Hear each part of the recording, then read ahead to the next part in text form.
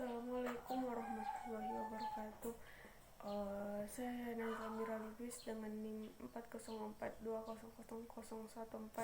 akan menjelaskan mengenai sejarah perkembangan Islam dan dinamika Islam di Malaysia. Sejarah masuknya Islam di Malaysia tidak bisa terlepas dari kerajaan-kerajaan Melayu jauh sebelum datangnya Inggris ke wilayah tersebut, sebab kerajaan ini dikenal dalam sejarah sebagai kerajaan Islam, dan oleh pedagang Gujarat melalui daerah kerajaan tersebut mendakwahkan Islam ke Malaysia pada sekitar abad ke-9. Asal-usul masuknya Islam ke Malaysia berdasar pada yang dikemukakan Haji Umar di Azra bahwa Islam dari India, yakni Gujarat dan Malabar. Sebelum Islam datang ke wilayah Asia Tenggara, Malaysia berada di jalur perdagangan dunia yang menghubungkan kawasan-kawasan di Arab dan India dengan wilayah Cina, dan menjadikan tempat persinggahan sekaligus pusat perdagangan yang amat penting. Maka tidak heran jika wilayah tersebut menjadi pusat bertemunya berbagai keyakinan dan agama. Pendapat Profesor Dr. Hamka mengenai masuknya Islam ke Malaysia, menurut beliau bahwa ada isu masuknya Islam ke Malaysia, yaitu perbincangan tentang proses yang membawa kepada penyebaran Islam ke alam Melayu akan melibatkan perbincangan yang membabitkan 3 isu. Isu tersebut ialah bila tarikh sebenar Islam diperkenalkan kepada orang Melayu, dari manakah asal-usul pendakwah yang menyebarkan agama tersebut, dan bagaimanakah proses ini boleh berlaku dengan begitu berkesan sekali. Dalam menguraikan ketiga isu ini, kelebihan yang dapat dalam hujah yang diberikan oleh beliau telah mempelopori pendekatan yang memberikan perspektif tempatan tentang proses yang membawa kepada penyebaran Islam ke alam Melayu. 3 isu masuknya Islam di Malaysia. Pada isu pertama, Hamka mengatakan bahwa agama Islam telah diperkenalkan di rantau ini pada awal abad Hijriyah atau abad ke-7 Masehi.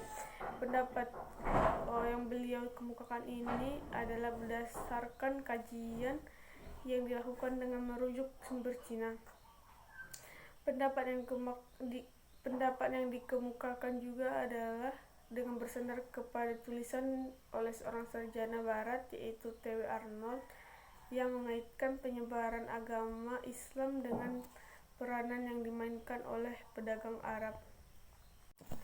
Isu kedua, para penyebar Islam tersebut menurut T.W. Arnold tidak datang sebagai penakluk dengan menggunakan kekuatan pedang untuk menyebarkan Islam sebagaimana yang terjadi di wilayah Timur Tengah, Asia Selatan, dan Afrika. Mereka juga tidak menguasai hak-hak penguasa tempatan untuk menekan rakyat. Sebaliknya, mereka hanya sebagai pedagang yang memanfaatkan kepintaran mereka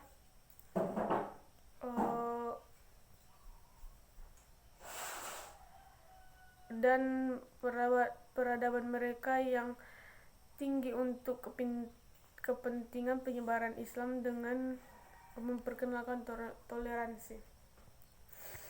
Pada isu ketiga, ialah suatu proses perubahan kebudayaan tidak akan berlaku jika tidak ada titik-titik kesamaan yang saling berhubungan. Begitu juga yang terjadi pada Islam dan kebudayaan Malaysia.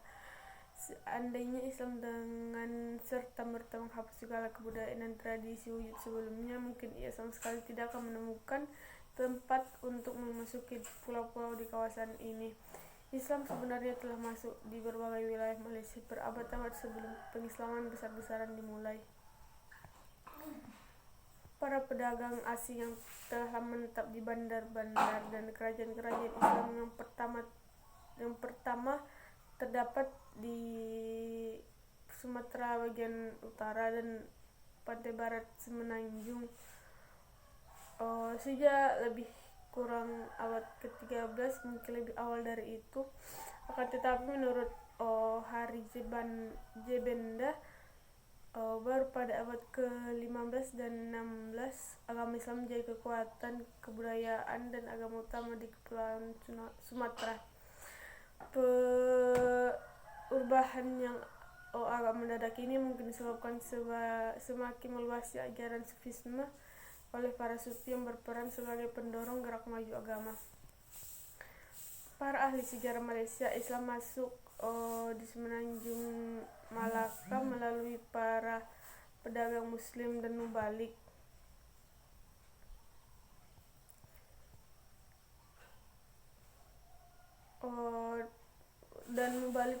Dari Arab dan Gujarat. Dengan demikian, Islam masuk ke Malaysia melalui jalur perdagangan yang dibawa oleh para pedagang dari Arab. Pendapat ini berdasarkan pada penemuan mata uang dinar emas di Kelantan yang bertuliskan angka Arab yang menunjukkan tahun 507 Hijriah atau 1161 Masehi. Sebuah batu nisan tua yang bertulisan Arab ditemukan di Kedah yang merupakan makam seorang ulama yang wafat 291 Hijriah atau 904 Masehi, merupakan awal perkembangan Islam di Selat Malaka. Para pedagang itu sampai ke Selat Malaka tahun 675 Hijriah atau 1276 Masehi. Raja Malaka masuk Islam atas dasar ajakan atau dakwah yang dilakukan para pedagang Arab tersebut. Setelah masuk Islam, Raja Malaka ini mengganti namanya menjadi Muhammad Shah. Dengan Islamnya Raja Shah lalu diikuti oleh rakyatnya, maka Malaka menjadi negara Islam pertama di kawasan tersebut yang menyebarkan agama Islam, bahkan menjadi pusat penyebaran agama Islam di Kepulauan Hindia Timur, termasuk di dalamnya Indonesia dan Filipina. Proses Islamisasi berjalan lancar dan damai, akhirnya berimbas kepada pembentukan komunitas-komunitas Muslim yang melahirkan pusat-pusat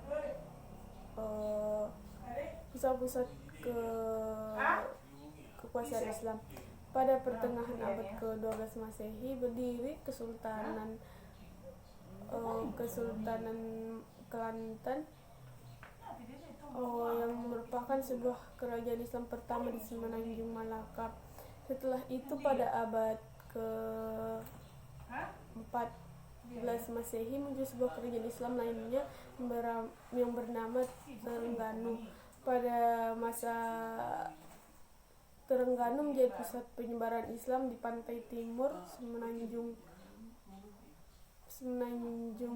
Malaka. Keberadaan Terengganu dengan peradaban Islamnya tampak dari peninggalan bersejarah di Kuala Barang, sebuah batu bersurat dan kerajaan Islam terkuat yang berpengaruh yang berdiri pada awal abad ke-15 Masehi. Penguasa Kesultanan Malaka antara lain berhasil mengislamkan wilayah Kedah, Patani atau Thailand, dan Siak dan Indragiri Sumatera. Semua daerah itu menerima Islam dalam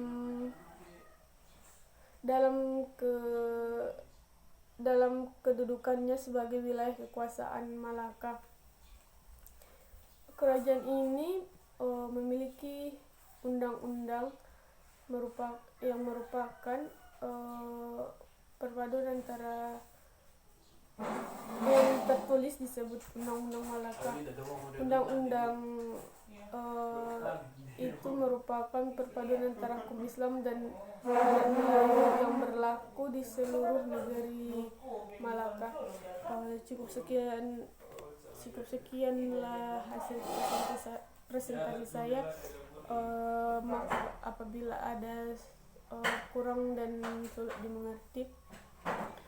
Semoga bermanfaat untuk kita semua. Assalamualaikum warahmatullahi wabarakatuh.